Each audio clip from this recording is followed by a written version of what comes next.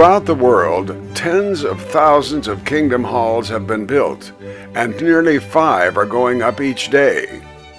Here in Northern California, the McKinleyville and Arcata congregations were in the process of building a new one. That story continues. On Thursday, October 11th, the framing for the first wall went up. It was erected by local volunteers.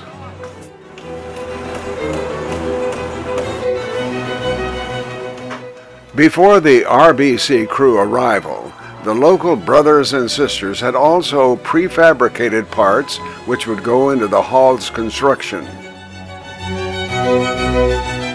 The following Wednesday, more unpaid volunteers from Regional Building Committee, or RBC, were on hand to help push the hall toward completion.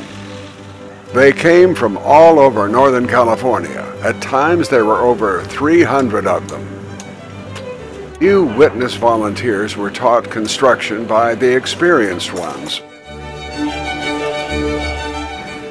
Those workers who hadn't brought their own trailer or motorhome were housed with the local brothers and sisters. The hall went up quickly. In less than a week, the framing, siding, and roof were up. The electrical was in, and the heating and air conditioning installed.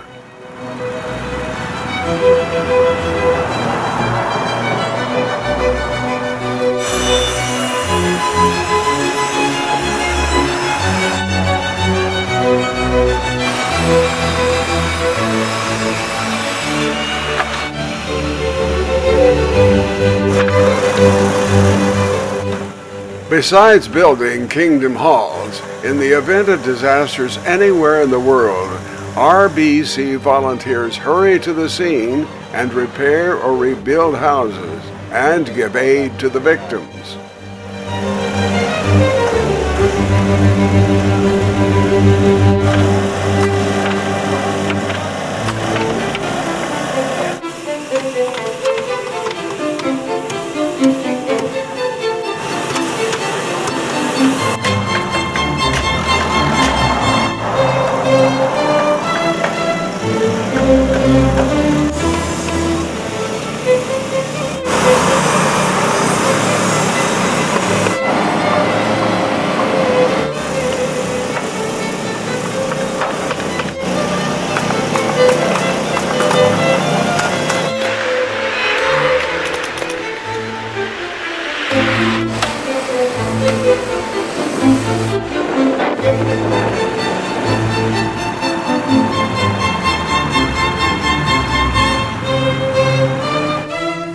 For safety and insurance reasons, visitors are held at the entry drive until helmets, vests, and an escort can be provided for them. Great.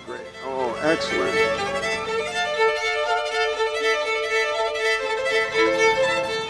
Unlike the earlier local witness workers, RBC brought their own mobile kitchen and support group. They would serve 3 meals a day to up to over 300 volunteer workers. See people smiling. I want to get everything.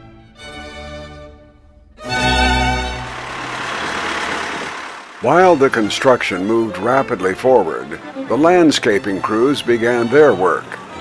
Boulders were brought in to augment the plantings.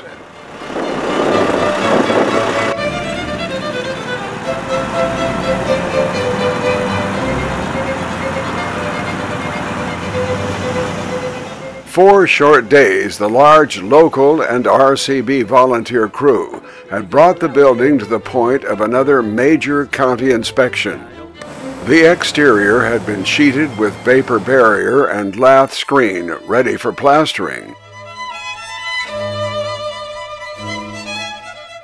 Inside, the ductwork, wall framing, and insulation were ready. Details in the electrical and exterior fine-tuning were completed. The job of sweeping up the fine sand left by the paver project continued. So it's my shadow, isn't it? The inspection over, in spite of the rain, not a moment was wasted as the volunteer witnesses layered on the plaster scratch coat. A rainy Tuesday through Thursday were days of rest for most as the scratch coat dried. Next, the brown or smooth coat was also layered on. For the following 10 days, there was little visible activity while the brown coat cured. The interior work continued, but for safety reasons, we weren't allowed inside. We'd just have to wait and see. Still, as hall completion approached, several things were moving ahead. A screen went up around the heating and air conditioning equipment. And work began on the steel fence to surround the property. Great.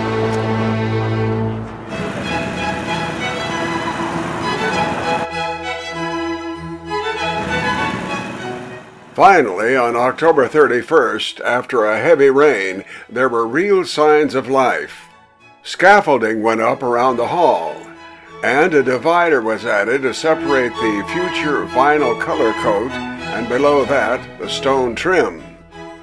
Delivery of the stone had been held up, so 2 volunteers drove all the way to Portland, Oregon, and trucked back the cultured stone. On Friday, a large crew of RBC and local volunteers launched into the task of installing the stone over the scratch coat. It was a complicated jigsaw puzzle that required a lot of matching and measuring.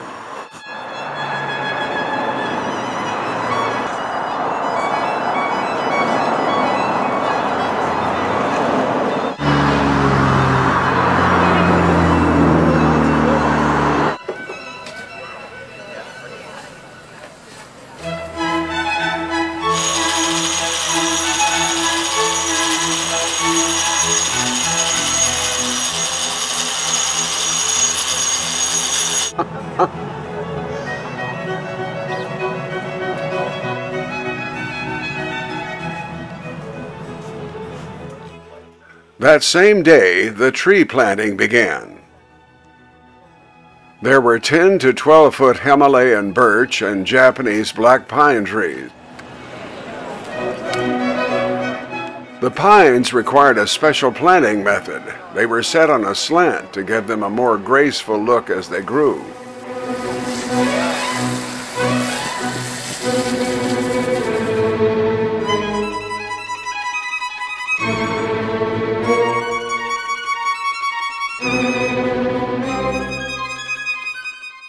On Thursday, November 8th, a large volunteer crew of experts and trainees launched into the application of the color vinyl coat.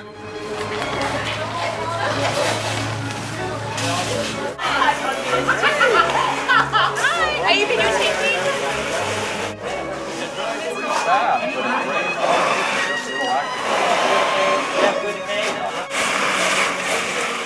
Though rain was threatening, they managed to add the 1/8-inch thick coating on the ceiling and around the entry pillars.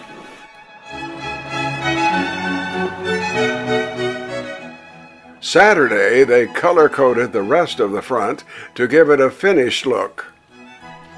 Weather permitting, in the following weeks, the rest of the vinyl coat, the landscaping, and the fence would be completed.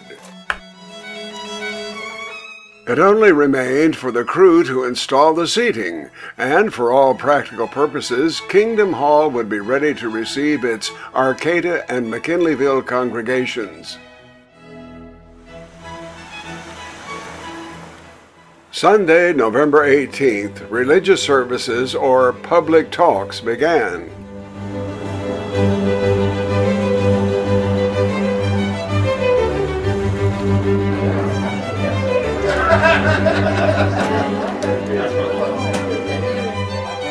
I brought mine too. Oh, wait. I have.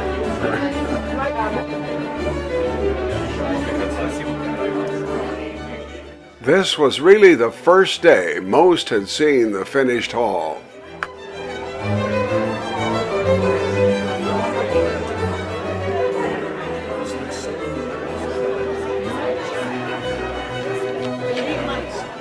Many were taking pictures. That morning at 10 a.m., meeting elder Chris Danowitz opened the proceedings. Here we can go. It's an exciting time for all of us. And a program has been prepared that is going to spiritually upbuild us and encourage us. And we can use that, can't we? And to help us get started,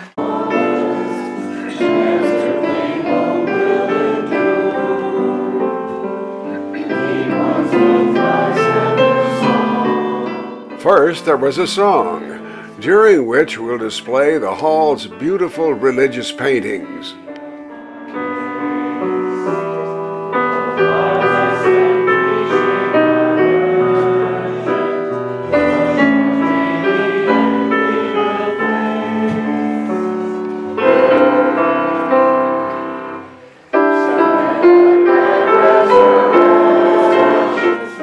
Next, Elder Glenn Hermans of the McKinleyville congregation gave a public talk.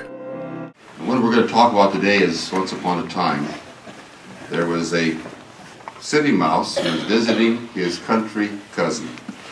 Now the country mouse, of course, shared all his good things with the city mouse, things like peas and cheese parings and some barley and some nuts.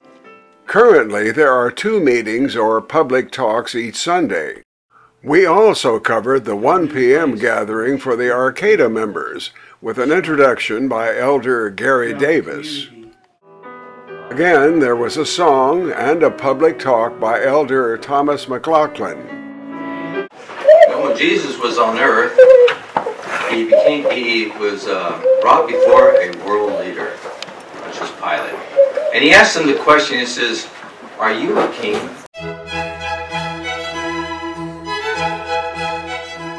3 months of hard work by over 300 unpaid Jehovah's Witness volunteers had produced a Kingdom Hall all could be proud of.